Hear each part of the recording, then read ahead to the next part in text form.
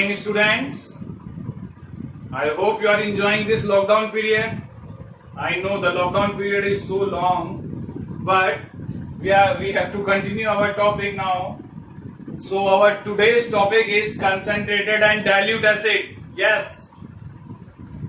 बेटा अपनी एनर्जी को कम मत होने देना इस लॉकडाउन पीरियड में. जुनून के साथ आपको पढ़ना है और मेहनत करनी है, ठीक है. और आज का टॉपिक भी बहुत इंटरेस्टिंग है और हम इसे देखने वाले हैं. और हमारा जो टॉपिक है वो है कंसंट्रेटेड एंड डाइल्यूट एसिड. तो सबसे पहले हम बात करते हैं कंसंट्रेटेड एसिड और डाइल्यूट एसिड. तो जब हम कंसंट्रेटेड एसिड और डाइल्यूट एसिड की बात करते हैं तो मैंने एक लाइन लिखी है यहाँ पे, सिंपल सा एक मेन चीज लिखी है. कंसंट्रेटेड एसिड वो होता है जिसमें कि minimum possible amount of water present होता है. अगर आपके पास कोई एसिड है उसमें minimum amount of water present है तो वो सबसे ज्यादा कंसंट्रेटेड एसिड है. और जितना ज्यादा एसिड कंसंट्रेटेड होगा उतना क्या होगा, डेंजरस हो जाएगा. उतना ज्यादा क्या होगा, वो स्ट्रॉन्ग एसिड होगा. उतना ज्यादा क्या हो जाएगा, उसकी पावर ज्यादा हो जाएगी कंसंट्रेटेड फॉर्म में, ज्यादा अमाउंट में. पता है ना कंसंट्रेटेड. तो concentrated acid which contain the minimum possible amount of water, जिसमें सबसे कम अमाउंट में वाटर प्रेजेंट होगा, मिनिमम वाटर, उसे हम कहेंगे कंसंट्रेटेड एसिड. डाइल्यूट एसिड किसे कहेंगे? The acid which contain much of water in it. जिस एसिड में बहुत ज्यादा पानी होगा, ज्यादा से ज्यादा पानी हो सकता है, वो उतना ज्यादा डाइल्यूट कहलाएगा. मतलब उसमें एसिड की क्वांटिटी बहुत कम हो गई, ज्यादा क्वांटिटी वाटर की, तो उसे डाइल्यूट कहेंगे. उस एसिड को क्या कहेंगे? डाइल्यूट एसिड कहेंगे. अब हम कंसंट्रेटेड एसिड से डाइल्यूट एसिड कैसे बना सकते हैं? By adding water. वाटर को ऐड करके हम कंसंट्रेटेड एसिड से डाइल्यूट एसिड बना सकते हैं. मींस अगर हम कंसंट्रेटेड एसिड, सपोज करो ये बोतल में रखा हुआ है कंसंट्रेटेड एसिड, ठीक है, और बीकर में रखा हुआ है पानी, ठीक है. चलो इसको कंसंट्रेटेड एसिड है आपके पास, और कंसंट्रेटेड एसिड और वाटर को अगर हम मिक्स कर दें, कंसंट्रेटेड एसिड और वाटर को अगर हम मिक्स कर दें, मतलब कंसंट्रेटेड एसिड में वाटर मिक्स कर दें, मिक्सिंग, इनकी मिक्सिंग करनी पड़ेगी, तो हमें क्या मिल जाएगा? डाइल्यूट एसिड हम प्रिपेयर कर पाएंगे. जितना भी हमें डाइल्यूट करना है, कितना डाइल्यूट करना है, डाइल्यूट का भी तो अमाउंट होता है. बहुत ज्यादा डाइल्यूट करना है, बहुत ही वीक करना है, या मीडियम करना है, तो वो हम पानी मिला करके उसमें, वाटर मिला करके हम उसमें कर सकते हैं. अब मेन चीज ये है कि जब हम एसिड और वाटर को मिक्स करते हैं ना, तो ये जो रिएक्शन होती है ये एक्सोथर्मिक होती है. क्या होती है? Exothermic reaction. और अगर रिएक्शन एक्सोथर्मिक है तो आपको पता है क्या हो रहा होगा?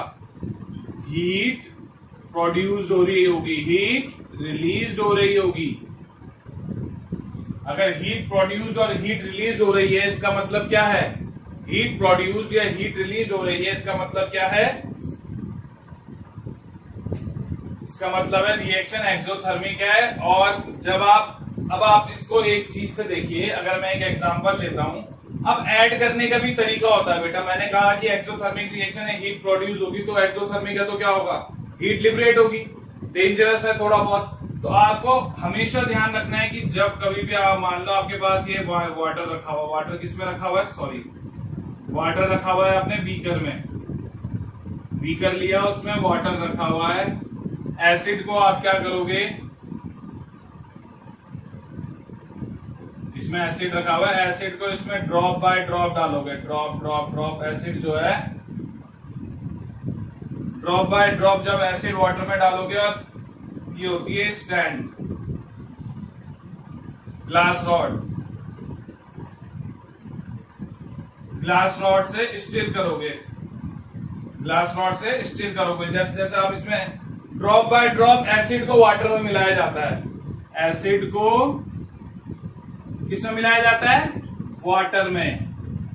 This is the correct way of making dilute acid. Dilution करने के लिए अगर आपको एसिड, कंसंट्रेटेड एसिड को डाइल्यूट एसिड बनाना है तो आपको एसिड को पानी में डालना पड़ेगा, पानी को एसिड में नहीं डालना है. अगर आपने वाटर को एसिड में डाला तो ब्लास्ट हो जाएगा. इवन बीकर फट सकता है, बीकर जो है फट सकता है. अब इसका रीजन आप खुद देख लो.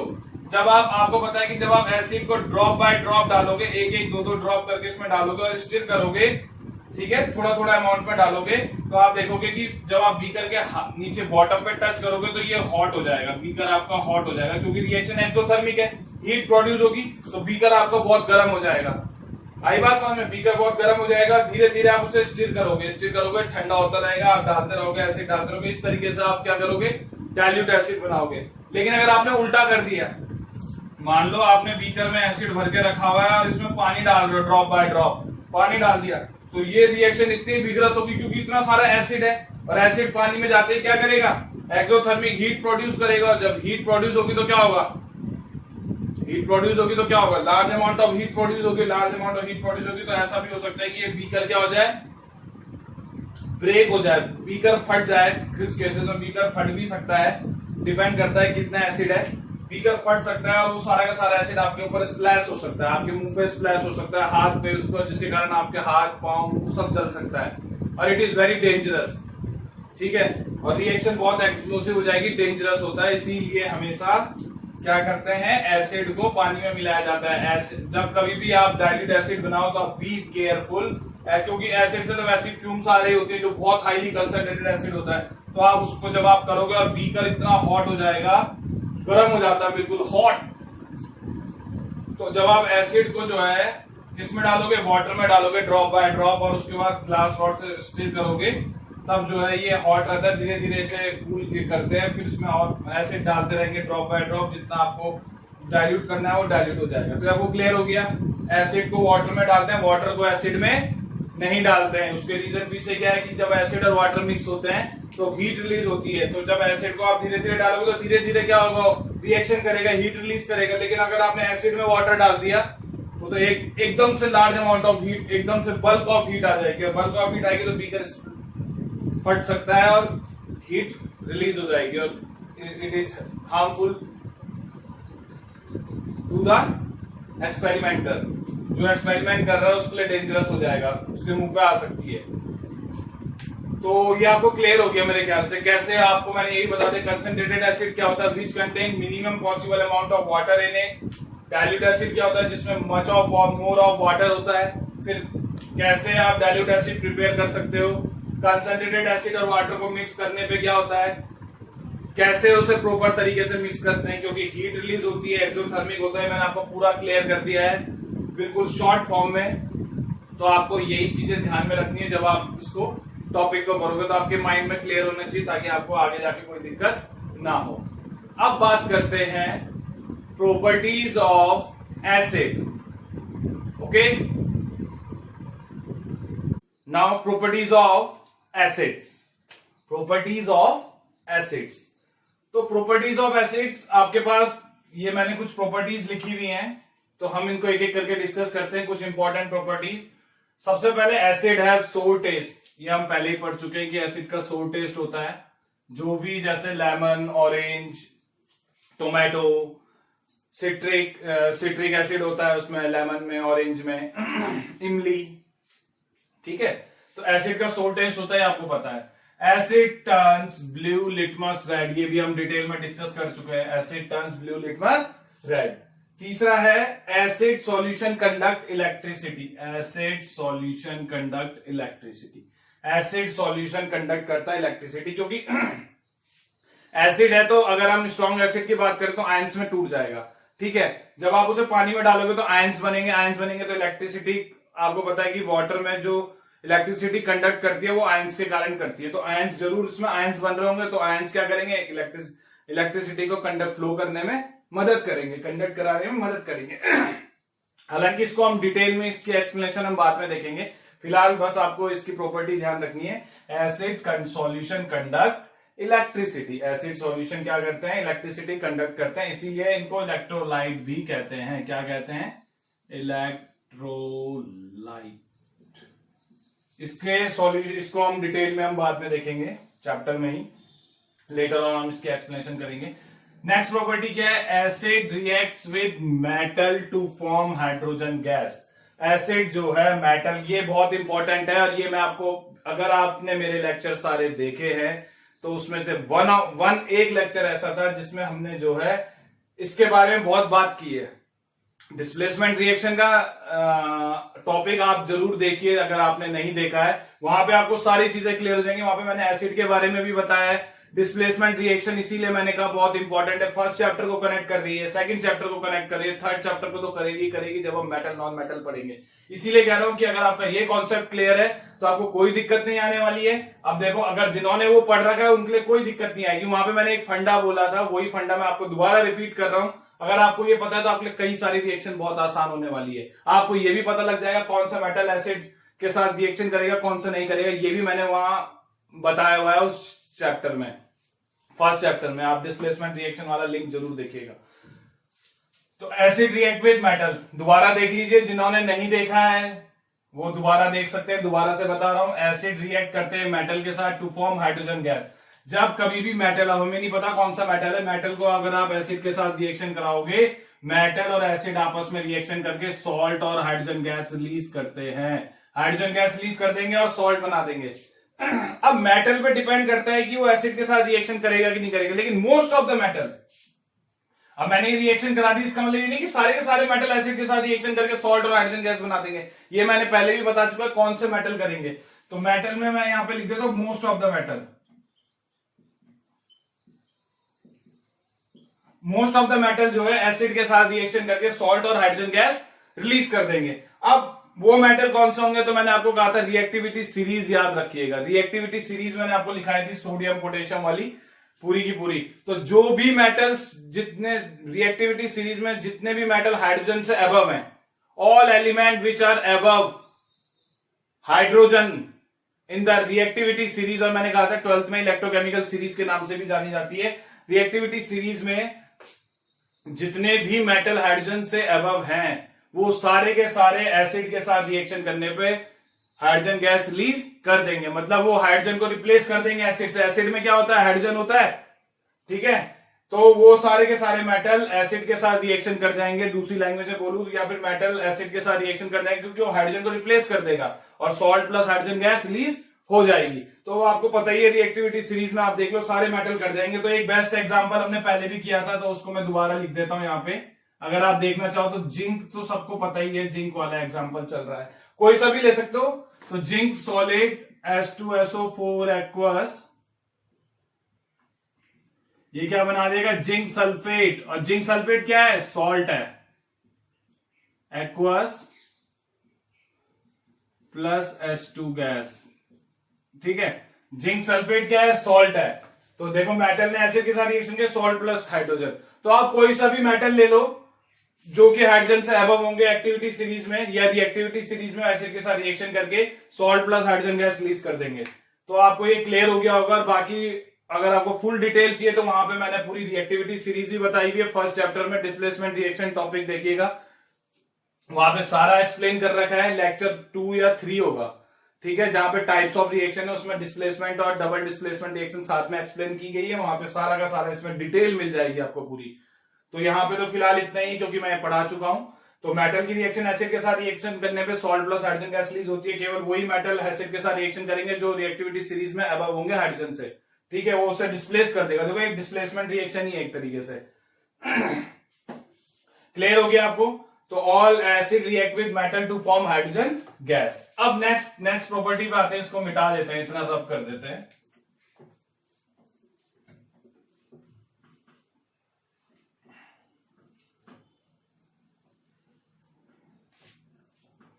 देखो नेक्स्ट प्रॉपर्टी है आपकी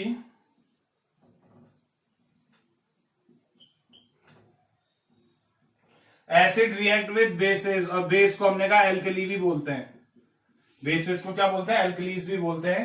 acid react with base to form salt and water. ये ध्यान रखिएगा बेटा, एसिड हमेशा जब बेस के साथ रिएक्ट करता है, स्ट्रॉन्ग एसिड स्ट्रॉन्ग बेस में रिएक्ट करके सॉल्ट और वाटर बनाते हैं। तो जब एसिड और बेस रिएक्ट करेंगे तो सॉल्ट प्लस वाटर, जो कि इक्वेशन लिखी हुई है मैंने, एसिड को जब बेस के साथ ट्रीट करोगे तो सॉल्ट प्लस वाटर बनेगा। और चलो एक एग्जांपल लेते हैं, NaOH ले लेते हैं। NaOH क्या होता है, NaOH ले लिया एक्वस प्लस HCl। एक मिनट, एसिड ले लिया, ठीक है, एसिड ले लिया, और NaOH ले लिया।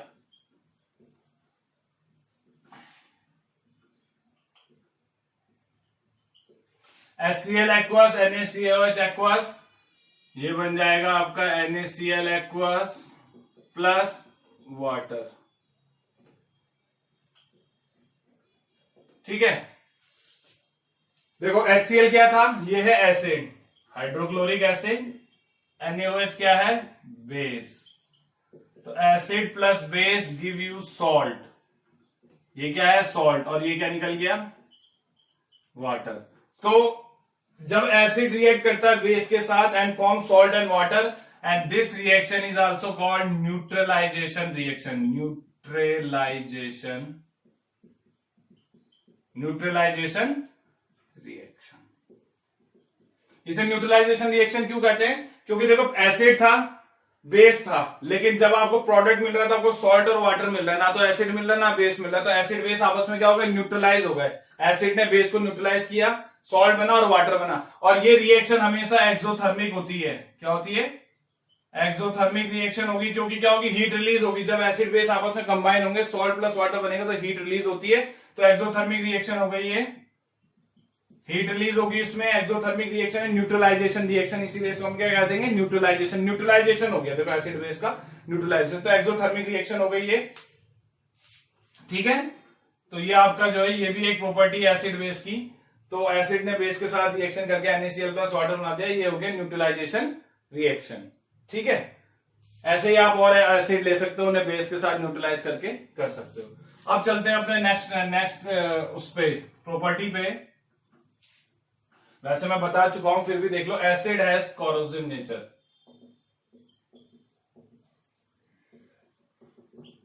इसीलिए जो है एसिड के साथ बहुत केयरफुली रहना होता है। Acid have corrosive nature. जितने भी एसिड्स होते हैं सारे के सारे कोरोसिव होते हैं। कोरोसिव नेचर माने अगर आपके एसिड हाथ पे पड़ गया तो हाथ जल जाएगा आपका, इरिटेशन होगी आपको, खुजली हो सकती है आपको। ठीक है, कोरोसिव नेचर होता है, सेवर बर्न हो जाएगा आपको। क्या हो जाएगा, सेवर बर्न, बताया था मैंने आपको, सेवर बर्न हो जाएगा।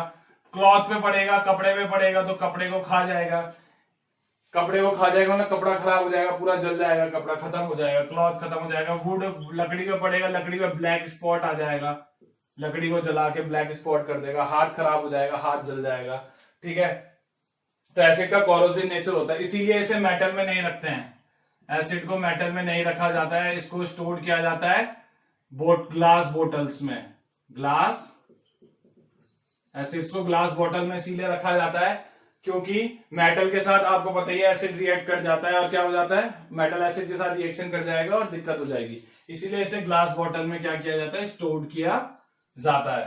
ठीक है, और इसका कोरोसिव नेचर होता है और इसके इसीलिए एसिड के साथ जो है प्रिकॉशन लेनी जरूरी है। प्रिकॉशन क्या है, हैंडल विद केयर, हैंडल करना होता है ऐसे केयर के साथ, बहुत ध्यानपूर्वक इसके साथ। जब आप एसिड के साथ डील कर रहे हो तो बहुत ध्यानपूर्वक रखना होता है, क्योंकि ये जो है गिर सकता है हाथ पे, मुंह पे, तो क्या होगा, इससे आपको सेवर बर्न हो सकता है, पेन हो सकता है।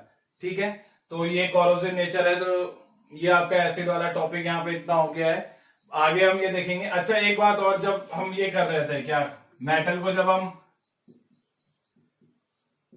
किसके साथ रिएक्शन करा रहे थे, एसिड के साथ, तो मैंने कहा क्या बन रहा है, salt plus hydrogen gas release हो रही है। तो इसका मतलब ये है कि मोस्ट ऑफ द मेटल में जब एसिड के साथ रिएक्शन कर रहे हैं, इसका मतलब एसिड में कोई एक चीज कॉमन है, वो क्या है, हाइड्रोजन। बहुत सारे एसिडों में एक चीज कॉमन क्या है, हाइड्रोजन। ठीक है, आगे जाके हम इस पर भी बात करेंगे। फिलहाल के लिए इतना ही। अगर आपको मेरा वीडियो पसंद आया तो आप इसे लाइक कीजिए, शेयर कीजिए, सब्सक्राइब कीजिए। Thank you.